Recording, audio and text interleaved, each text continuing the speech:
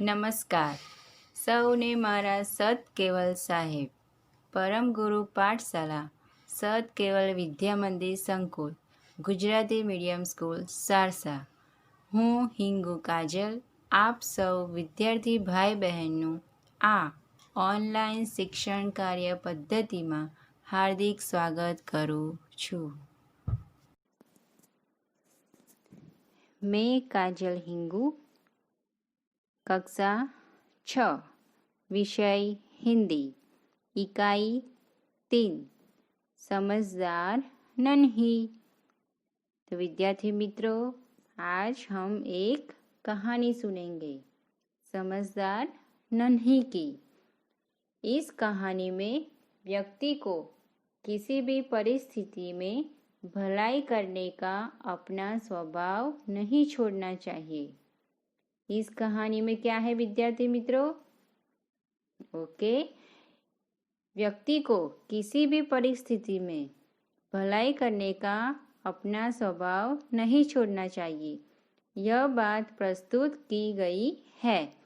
हमारे समाज में कुछ लोगों का स्वभाव बुरा हो सकता है, लेकिन हमें अपना अच्छा स्वभाव नहीं छोड़ना चाहिए. तो विद्यार्थी मित्रों, इस कहानी में ये सब हमें सीखना है. सबका स्वभाव एक जैसा नहीं होता, ये तो सब आप जानते ही हैं. अच्छे स्वभाव वाले लोग हमेशा अच्छे काम करते हैं. वे दूसरों की भलाई करते हैं. क्योंकि वे अच्छे स्वभाव वाले हैं.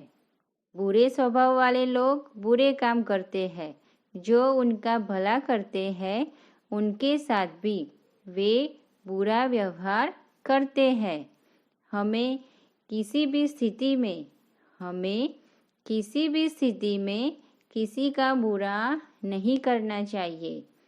इस कहानी में हमें ये सीख दी है कि हमें किसी का बुरा नहीं करना चाहिए. तो विद्यार्थी मित्रों, ये कहानी आपको बहुत ही अच्छी लगेगी. आप ध्यान से सुनिए. तो हम कहानी शुरू करते हैं. एक नन्ही बतख और एक बिच्छू. तो नन्ही बतख तट पर आई तो उसने देखा कि एक बिच्छू दलदल में फंसा है. नन्ही बतख यानी छोटी सी बतख तट यानी किनारे पर आई तो उसने देखा एक बिच्छू दलदल यानी आपको पता है दलदल किसे कहते हैं? जिसमें खड़े होने पर पाँव अंदर घसता चला जाए उसे दलदल कहते हैं. તો નાની બતક નદીના તટ પર આવીને જોયું કે એક વીંછી કાદવમાં ફસાઈ ગયો છે. बिच्छू ने नन्ही से प्रार्थना की. बिच्छू ने नन्ही से विनती की, बहन मुझे बचा लो. नन्ही को उस पर दया आ गई. उसे बिच्छू को दलदल से उठाकर सूखे स्थान पर रख दिया. વીંછી ने नानी ने विनंती करी, बहन मने बचावी ले. नानी ने तेना पर दया આવી ગઈ. તેણે વીંછીને કાદવમાંથી ઉપાડીને सूखी जगह મૂકી દીધો. बिच्छू को शैतानी सूझी. अब देखो, ध्यान से पढ़ो और ध्यान से समझो. ये बिच्छू अपनी आदत का गुलाम है. देखो, अब बिच्छू को क्या सूझी? शरारत सूझी. उसने नन्ही को डंक मार दिया. बिच्छू ने क्या किया? नन्ही को डंक मार दिया. डंक यानी बिच्छू का जहरीला कांटा जो उसकी पूंछ में होता है. पूंछ से नन्ही को डंक मार दिया। नन्ही पीड़ा से तड़प उठी। नन्ही पीड़ा से तड़प उठी। उसने बिच्छू से पूछा, क्यों भाई, तुमने मुझे डंक क्यों मारा? नन्ही ने बिच्छू से पूछा, क्यों भाई, तुमने मुझे डंक क्यों मारा? बिच्छू लापरवाही से बोला। बिच्छू बेफिक्र से बोला, क्या करूं, डंक मारना तो मेरा स्वभाव है, डंक मारना तो मेरी आदत है। વીંછીને ટીખળથી સૂઝ્યું, તેણે નાનીને ડંખ માર્યો। નાની વેદનાથી તડપવા લાગી। તેણે વીંછીને પૂછ્યું, કેમ ભાઈ, તે મને ડંખ શા માટે માર્યો?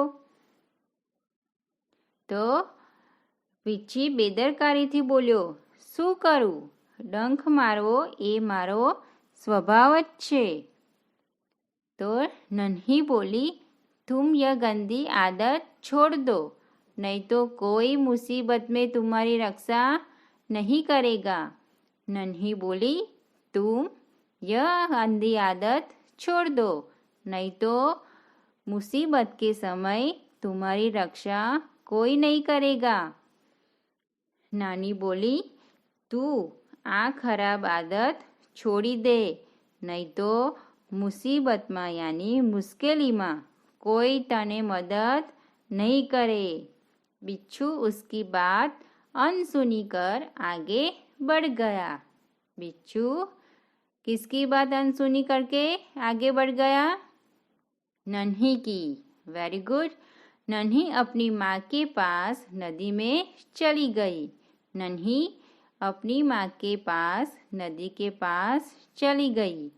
माँ ने पूछा, नन्ही बेटी, तुम कहाँ रह गई थी? माँ ने क्या पूछा कि बेटी तुम कहाँ रह गई थी? વીંછી તેની વાત સાંભળ્યા વગર આગળ જતો રહ્યો। નાની પોતાની મા પાસે નદીમાં ચાલી ગઈ। માએ પૂછ્યું, નાની બેટી, તું ક્યાં રોકાઈ ગઈ હતી? तो नन्ही बोली, माँ, एक बिच्छू दलदल में फंस गया था, उसे बचाने में देर हो गई। नन्ही बोली, माँ, एक વીંછી કાદવમાં ફસાઈ ગયો હતો, તેને બચાવતા મોડું થઈ ગયું। माँ खुश होकर बोली। कौन खुश होकर बोली? माँ। गुड बेटी, यह तुमने बहुत अच्छा काम किया। बेटी, यह तुमने बहुत अच्छा काम किया। माँ खुश થઈને બોલી, બેટી, આ તે ખૂબ સારું કામ કર્યું। नन्ही बोली, लेकिन बदले में उसने मुझे डंक मार दिया। नन्ही बोली, लेकिन बदले में उसने मुझे डंक मार दिया। नन्ही बोली, परंतु बदलाમાં તેણે મને डंक मारी દીધો। तो माँ बोली, बिच्छू अपनी गंदी आदत का गुलाम है, तुम उसे चाहे कितनी बार बचाओ। देखो उसकी माँ क्या कहती है, तुम उसे कितनी बार बचाओ वह बार बार डंक मारता रहेगा। माँ बोली, વીંછી પોતાની ખરાબ આદતનો ગુલામ છે, તું તેને ગમે તેટલી વાર બચાવીશ તે હંમેશા ડંખ મારતો જ રહેશે। નન્હી બોલી, माँ, मैं उसकी गंदी आदत छुड़ा कर रहूँगी।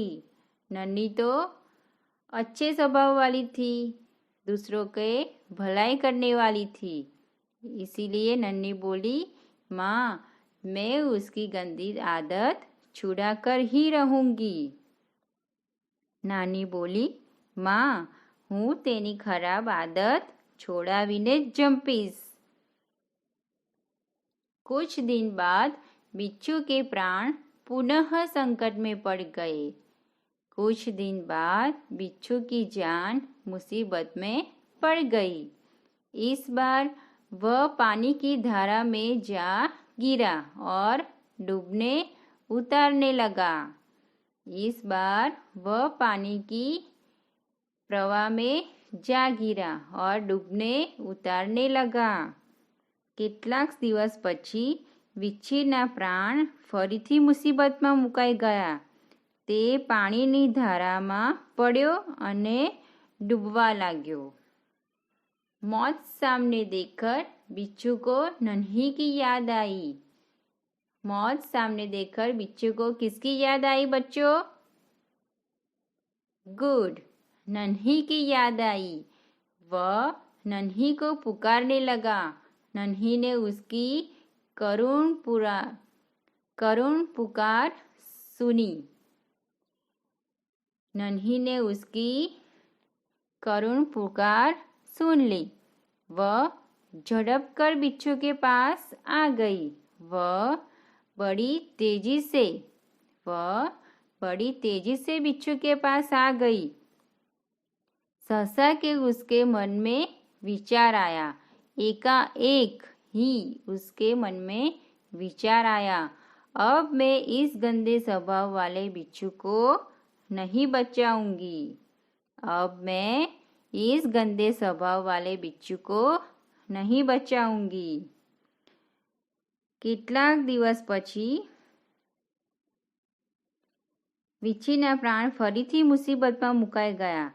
તે પાણીની ધારામાં પડ્યો અને ડૂબવા લાગ્યો. મૃત્યુ સામે જોઈને વીંછીને નાનીની યાદ આવી. તે નાનીને બોલાવા લાગ્યો. નાનીએ તેની દર્દભરી બૂમ સાંભળી. તે ઝપાટાબંધ વીંછીની પાસે આવી. અચાનક તેના મનમાં વિચાર આવ્યો. એના મનમાં શું વિચાર આવ્યો? કે મેં એને પહેલાં બી બચાવ્યો હતો, તોય એને મને ડંખ મારી દીધો અને મારી વાત અનસુની કરીને જતા રહ્યો. હવે હું આ ખરાબ સ્વભાવના વીંછીને નહીં બચાવું. बिच्छू गिड़गिड़ाने लगा। बिच्छू गिड़गिड़ाने लगा। बहन मुझ पर दया करो, बहन मुझ पर दया करो। नन्ही का मन डोल गया। उसने सोचा, हो सकता है इसने अपनी गंदी आदत छोड़ दी हो। વીંછી કરગરવા लाग्यो। વીંછી શું કરવા લાગ્યો? કરગરવા લાગ્યો। બહેન મારા પર દયા કર, બહેન મારા પર દયા કર.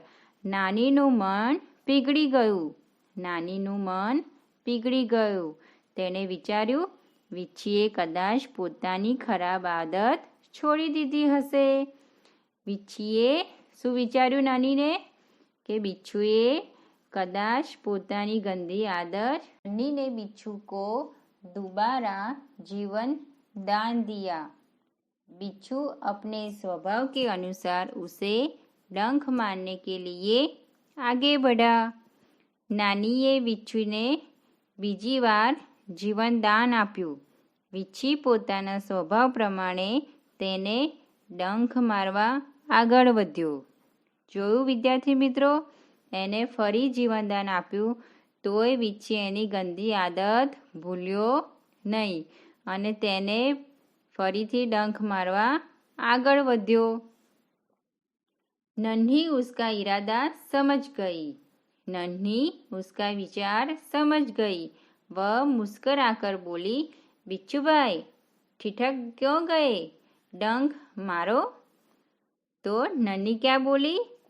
नानी तेनो इरादो समझी गई. ते हसीने बोली, विच्छी भाई अटकी केम गया? डंक मारो। बिच्छू शर्म से पानी पानी हो गया। शर्म से पानी पानी हो गया यानी बहुत लज्जित हो गया। वह खिसिया कर बोला, वो लज्जित होकर बोला, बहन एक बात बताओ, मैंने सदा तुम्हारे साथ विश्वासघात किया। मैंने तुम्हारे साथ धोखेबाजी की, फिर भी तुमने मेरे साथ भलाई ही की। ऐसा क्यों? વીછી ખૂબ જ શરમાઈ ગયો અને તે ભોઠો પડીને બોલ્યો, બહેન, એક વાત કહે મને. મેં હંમેશા તારી સાથે વિશ્વાસઘાત કર્યો, છતાં પણ તે મારું ભલું જ કર્યું, એવું કેમ?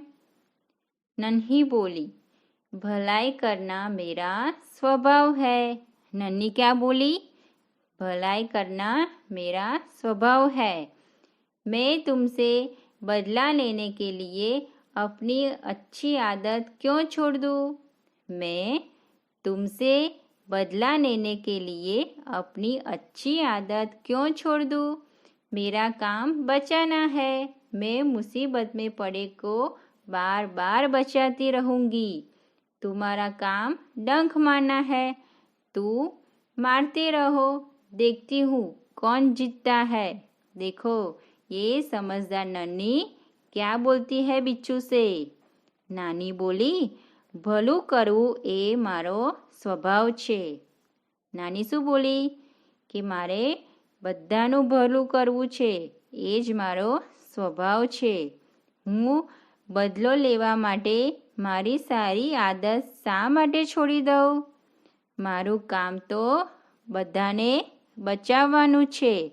હું મુસીબતમાં પડેલાને હંમેશા બચાવતી જ રહીશ. તારું કામ ડંખ મારવાનું છે, તો તું ડંખ મારતો રહે. જોઉં છું કોણ જીતે છે આપણા બંનેમાંથી, હું કે તું?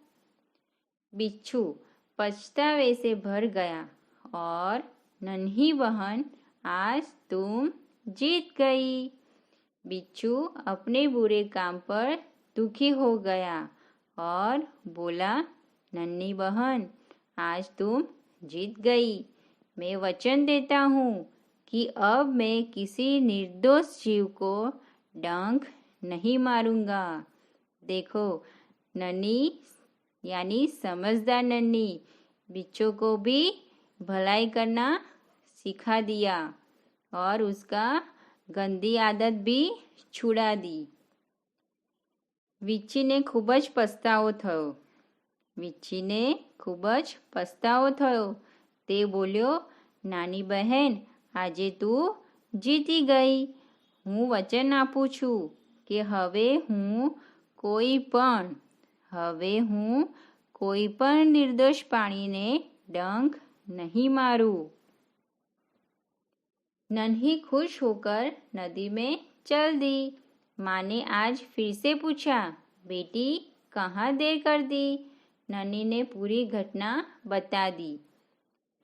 नन्ही ने क्या बताई? पूरी घटना बताई। नानी खुश થઈને નદીમાં ચાલી ગઈ. માએ તેને પૂછ્યું, બેટી ક્યાં મોડું કર્યું? નાનીએ તેને પૂરેપૂરી ઘટના જણાવી.